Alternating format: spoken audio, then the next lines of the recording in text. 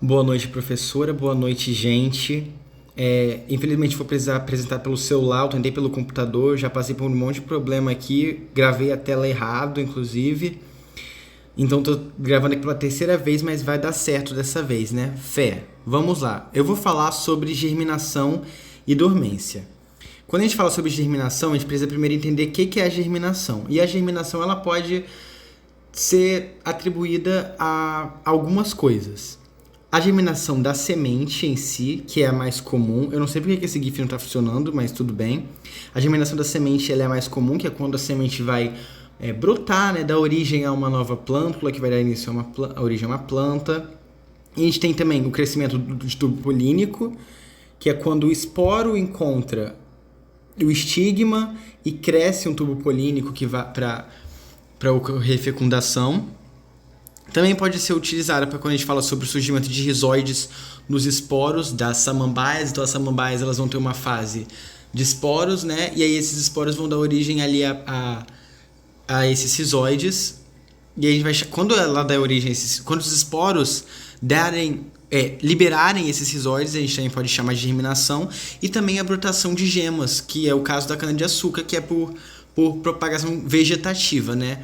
A gente pega um pedaço da cana-de-açúcar, coloca em outro local e ela vai dar origem a um novo indivíduo. Isso também pode ser chamado de germinação, esse momento dela dar origem a outro indivíduo.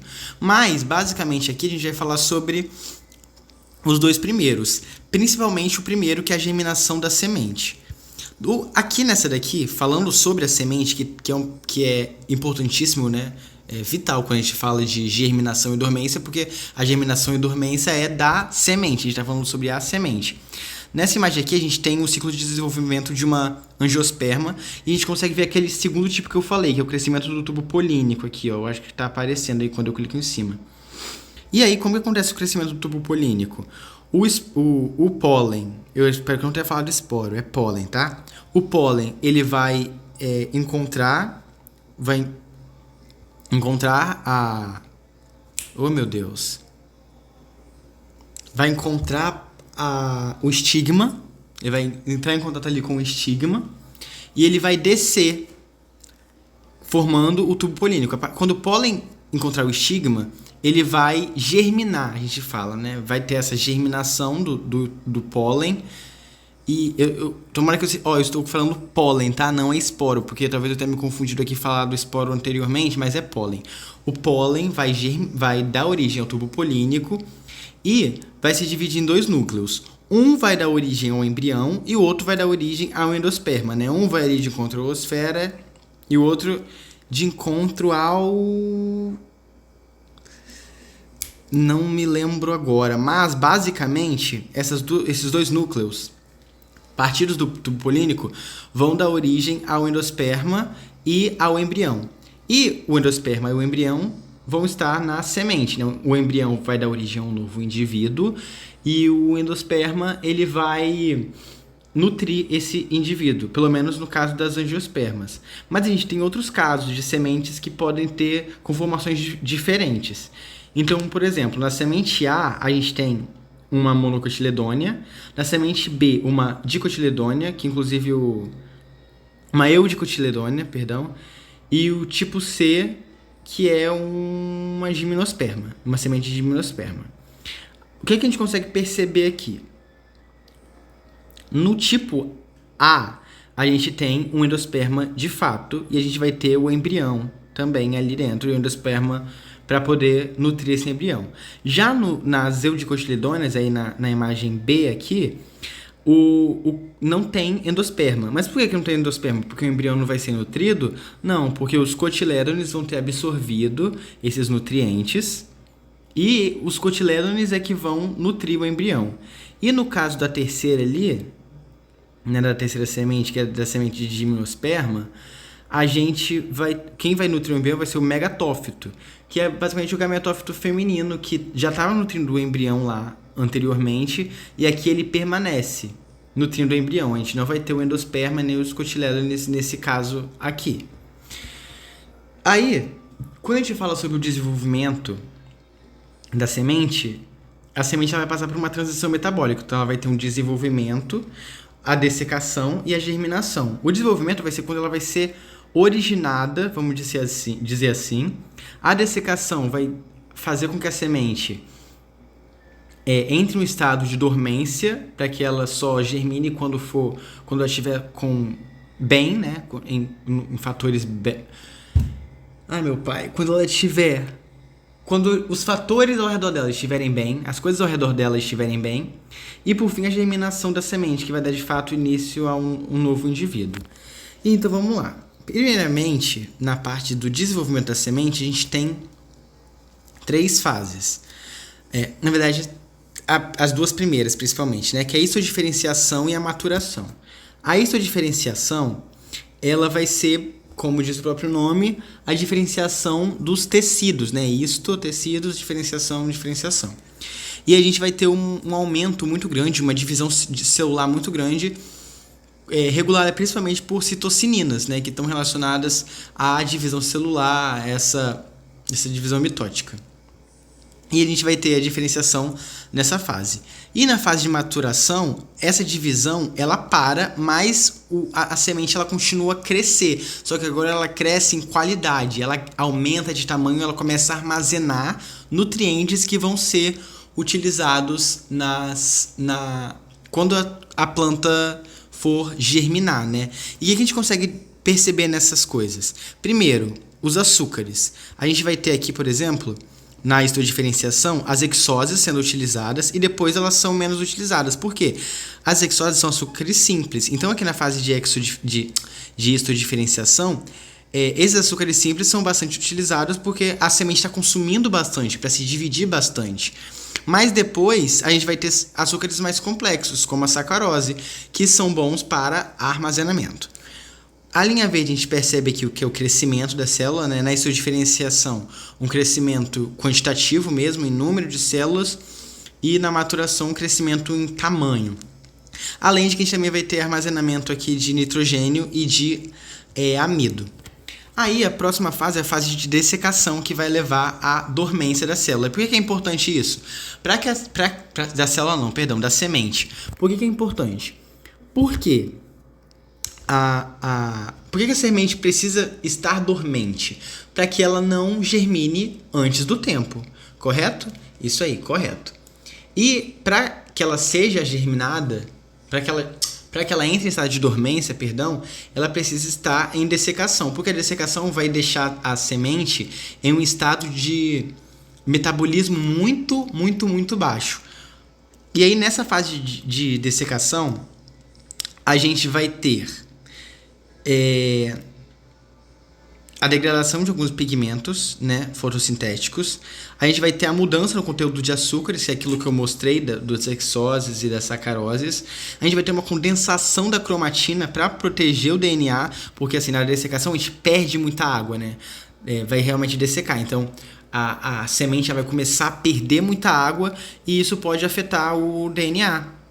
Então vai ocorrer essa condensação da cromatina. E a gente também vai ter o acúmulo de algumas proteínas, como as proteínas LEA ou LEA, não sei como se diz, e as proteínas contra choque térmico. Beleza. E aí, por que é importante que tenha essa dormência? Para que a germinação, que é a próxima fase, não ocorra antes do tempo, correto? Então, a indução da dormência, ela vai ao contrário da viviparidade. O que é viviparidade? É quando a semente, por não ter tido um controle correto da germinação, por não ter tido essa indução da dormência, a semente ela nasce antes do tempo. Então, no caso do tomate, por exemplo, que a professora falou em sala de aula, do morango e do eu não sei se isso é mamão ou se é mamão, né? Eu acredito que seja um mamão. Nessas imagens que a gente pode perceber o que aconteceu.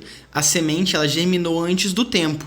Então ela é uma semente mais fraca e que não tem muito sentido. Se você faz uma semente, por que a planta faz uma semente? Para que você possa dar origem a novos indivíduos longe de você, né? Para que você possa propagar a sua população, propagar os seus indivíduos. E nesse caso isso não acontece. Por isso é importante a indução da dormência, para que não ocorra a viviparidade. E aí a gente entra na última fase da germinação. Vamos lá, pera aí. Que esse negócio aqui é... Oh, meu Deus. Como é que eu faço? Tá. Ok. Na germinação, de fato, a semente ela vai passar por uma série de mudanças, né? Estruturais, na estrutura dela, e metabólicas. Para que o embrião possa voltar a crescer. Então, ele está ali dormente e ele vai voltar a crescer. Nessa figura aqui que a gente está olhando, a gente tem um exemplo das mudanças estruturais. Então, primeiro, antes da dessecação, a membrana das células ela é mais líquida. Na fase de dessecação, ela fica mais em um formato de gel. E aí, na fase de embebição, o que é a fase de embebição? É quando a semente começa encontra um bom ambiente e começa a absorver água, né? E aí, uma mudança estrutural que vai acontecer é que ela vai voltar a ter a membrana mais fluida e líquida do início, que é importante para que ela consiga sobreviver, né? E aí, além dessas mudanças físicas, a gente também vai ter uma reorganização metabólica dentro dessa semente, igual a gente está vendo aí nessa figura. Então, o primeiro passo para germinação é a percepção dos sinais ambientais. Então, luz, água, igual está ali em cima, aqui, ó, luz, água, temperatura, os minerais. A semente vai perceber isso e vai poder começar a germinar. Isso vai desencadear mudanças no balanço hormonal da semente. Por quê? A semente, quando ela está em dormência, ela está com alguns hormônios equilibrados. Por exemplo, a gibberelina, né? A gibberelina e o ABA, que é o ácido abscísico. Só que conforme ela recebe esses estímulos ambientais, esse balanço ele é mudado, né? A gente vai ter um desequilíbrio deles e o ácido abscísico, por exemplo, ele mantém a semente em dormência, enquanto a gibberelina ativa a germinação. Então, dependendo desses estímulos ambientais, o quanto mais tiver de um hormônio, isso vai acabar liberando uma cadeia de reações que vai levar à germinação da semente, né? Quando ela estiver nessas... Oh, meu Deus! Nesse ambiente correto, que me fugiu a palavra. E aí, um dos principais eventos que a gente vai ter é o afrouxamento da parede celular ali na região apical da radícula. Então, tem uma setinha aqui, verde. O que vai acontecer? O ABA vai diminuir, a gibberelina vai aumentar nessa fase aqui, nessa parte aqui, perdão, que é ali onde vai... E a parede celular aqui ela vai ficar mais frouxa, o que vai permitir com que a radícula, que é a raizinha, né, da semente ali, saia. E aí a gente vai ter a germinação. Então, uma das primeiras coisas que vai acontecer quando a semente for germinar, né, quando ela começar a germinar, vai ser a absorção de água. E a gente percebe aí por essa linha preta aqui, ó, a absorção de água, né, é algo constante, é algo que vai crescendo nessa fase de embebição. E aí essa absorção de água, ela vai disparar um monte de processos metabólicos que vão levar à tradução de RNA mensageiro que já tinha, nessa parte aqui vermelha, ó, e depois de RNA mensageiro novo. E para que serve essa... Por que vai ter a tradução desses RNAs?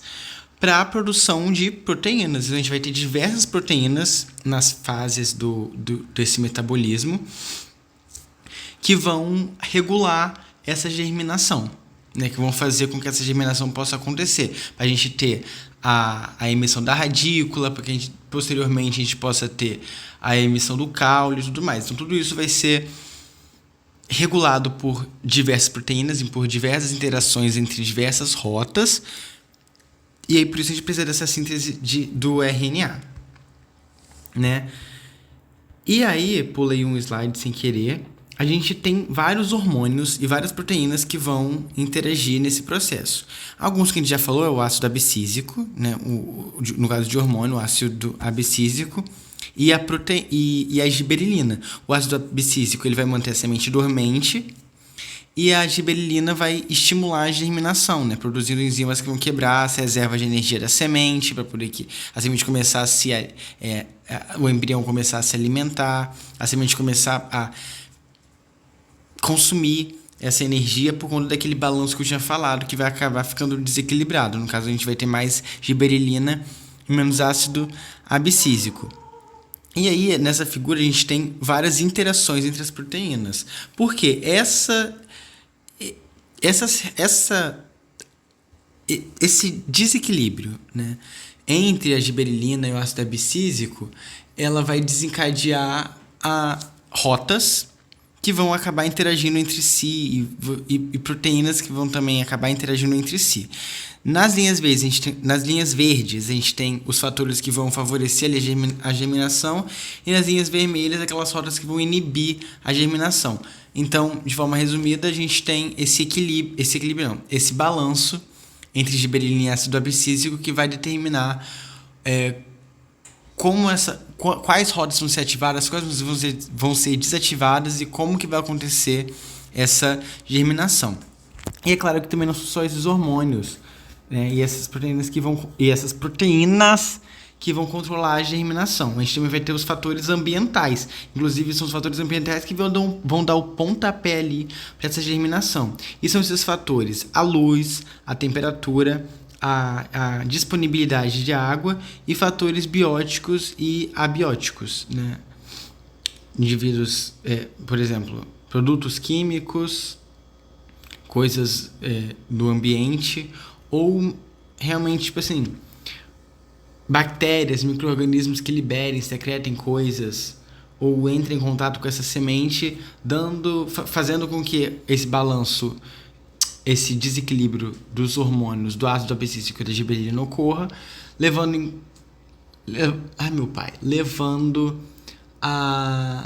as rotas, né? Que a gente falou lá no slide anterior. E aí, pra gente finalizar aqui, falar um pouco sobre os tipos de dormência que a gente tem. A dormência, como eu disse, é um fenômeno que vai fazer com que a semente fique parada. Assim, fique parada. Parada ela tá, porque ela não se mexe. Mas que a semente não germine, né? Para que ela fique ali com o seu metabolismo extremamente reduzido, para que ela fique viva por mais tempo e que, quando encontrar as condições certas de luz, temperatura, água, fatores químicos e biológicos, ela possa germinar. E aí a gente tem vários tipos de dormência. A gente tem a dormência fisiológica. Ela é mais comum quando a semente ela vai apresentar inibição no seu desenvolvimento devido a processos metabólicos. Ou seja, na verdade, eu acho que eu confundi esse slide aqui. Porque a fisiológica que é a não profunda e a profunda. Eu tô com um roteirinho aqui para me acompanhar e tô percebendo isso. Mas, basicamente, então, é a dormência fisiológica que é profunda e não profunda. Na profunda, a semente ela pode germinar quando ela for exposta a tratamentos específicos, como, por exemplo, aplicar gibberellina. Mas na dormência profunda, aí já começa a ser mais difícil de quebrar. Então a gente vai precisar expor a semente a coisas mais fortes, assim, porque é uma dormência profunda. Aí a gente tem também a dormência morfológica, de fato, que é quando o embrião ele não está, na verdade, completamente formado antes de dispersar. Ele não está maduro o suficiente para poder germinar. E aí a semente acaba ficando dormente porque ele não está pronto, né? A gente também tem a dormência física, que ela vai ser causada pela hipermeabilidade de envoltórios da semente, né? Que é o tegumento lá, que eu tinha mostrado lá aqui na semente. A gente tem o tegumento, que é essa parte que fica ao redor da semente, protegendo ela. Então a gente pode ter essa dormência física que, por conta dessa hipermeabilidade, a gente não vai ter água entrando, ou gases, ou coisas que digam para a semente que ela está pronta para germinar. E a gente também tem a dormência química, né? A gente pode ter substâncias que vão inibir com o crescimento delas, sejam substâncias no ambiente ou substâncias produzidas às vezes pela própria semente, né?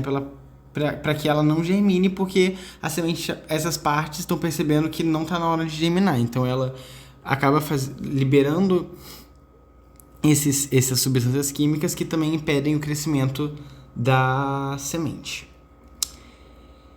E basicamente é isso. Eu acabei me confundindo um pouco em alguns momentos, mas no geral a gente entende isso. O capítulo o slide de referência não está aqui, mas basicamente a referência foi o livro do Kerbauer, né? E explicações na internet para conseguir entender melhor algumas palavras do livro. Mas basicamente o Kerbauer foi a referência principal.